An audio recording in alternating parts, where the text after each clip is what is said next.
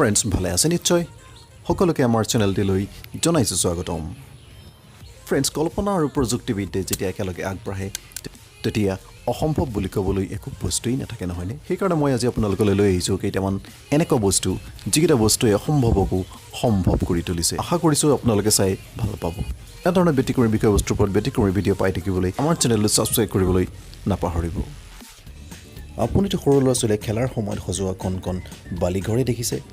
বালিৰে সজোৱা মানৱ বাস কৰিব পৰা হোটেল দেখিছেনে যদি চাবলৈ মন গৈছে তেন্তে আপুনি যাব লাগিব হলেণ্ডলৈ হলেণ্ডৰ এই হোটেলখনৰ ৰুমবোৰ সজোৱা হৈছে সম্পূৰ্ণ বালিৰে আপুনি যদি হাতীলৈ ভয় নকৰে তেতিয়াহে আপুনি এই সাউথ আফ্ৰিকাৰ এইখন হোটেললৈ আহিব পাৰিব কাৰণ আপুনি এইখন হোটেলত থাকিবলৈ হ'লে হাতীৰ সৈতে একেলগে থাকিব লাগিব অৰ্থাৎ আপুনি যেতিয়া আপোনাৰ হোটেলৰ ৰুমত থাকিব তেতিয়া আপোনাৰ ৰুমৰ আইনাৰ বাহিৰত আপোনাক পহৰা দি থাকিব হাতীয়ে ঠিক আছে আপুনি যদি হাতীলৈ ভয় কৰে তেতিয়াহ'লে আপুনি জিৰাফ ভাল পায় নেকি নতুবা জিৰাফৰ লগত ব্ৰেকফাষ্ট কৰিব বিচাৰে নেকি আপুনি কফি একাপ হাতৰ তুলিৰৰ সময়ত আপোনাৰ সন্মুখত জিৰাফ কেইটামান ঘূৰি ফুৰিলে আপোনাৰ কেনেকুৱা লাগিব বাৰু যদি আপুনি এই শিহৰণ অনুভৱ কৰিব বিচাৰিছে তেন্তে আপুনি আহিব লাগিব কেনিয়াৰ এইখন হোটেললৈ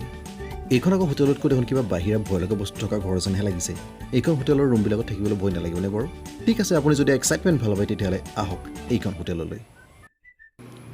আন সকলোতকৈ দুখোচ আগুৱাই গৈ এইখন হোটেলৰ ৰুমবিলাক পালে গৈ আকৌ গছৰ আগলি মানে খেৰৰ চালিৰে গছৰ আগলিত বনোৱা হৈছে এইখন হোটেলৰ ৰুমবিলাক 34 পৰা 67 ফিট ওখ গছৰ ওপৰত এমাজন ৰেড ফৰেষ্টৰ মাজত অৱস্থিত এইখন হোটেলৰ নিয়মিত আলহী হ'ল বৰ্ষাৰণ্যৰ জীৱ জন্তুবিলাক আপুনি হয়তো বৰফেৰে বনোৱা হোটেল বা ঘৰ দেখিছে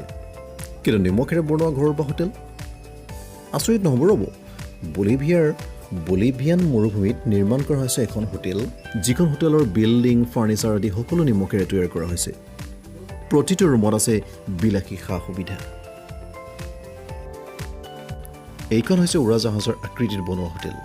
1965 চনৰ বয়িং 77ৰ আকৃতিত বনোৱা এইখন উৰাজাহাজৰ হোটেলত ৰুমবোৰ হৈছে এয়াৰ কণ্ডিশ্যন এইখন হোটেলৰ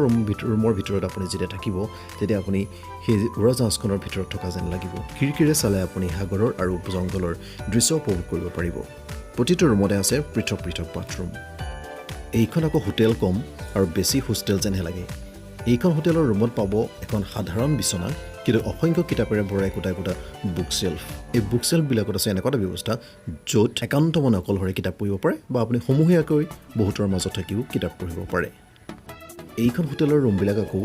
বৰফৰ দেশৰ ইগলুৰ ঘৰৰ আকৃতিত বনোৱা হৈছে এই হোটেলখনৰ প্ৰতিটো ৰুমতে আছে 18খন আইনা এই আইনাৰ বাহিৰে আপুনি বাহিৰৰ সকলো দৃশ্য উপভোগ কৰিব পাৰিব পানীকুট মাৰি যোৱা ঠাণ্ডাৰ পৰা ৰক্ষা পাবলৈ এই ৰুমবিলাক গৰম কৰি ৰখাৰ ব্যৱস্থা আছে অৱশ্যে জুই পোৱাৰ ব্যৱস্থাও আছে মানুহৰ কি যে কল্পনা নিজৰ কল্পনাক বাস্তৱ ৰূপ দিবলৈ মানুহে কি যে নকৰে এইখন হোটেলৰ কথা জানিলেই আপুনি গম পাব মানুহৰ কল্পনাই যে কিমান উৰিব পাৰে কাৰণ এইখন হোটেলৰ ৰুমবিলাক বনোৱা হৈছে সাগৰৰ পানীৰ তলত ৰুমবিলাকৰ চাৰিওফালে আছে ডাঙৰ আইনাৰ খিৰিকী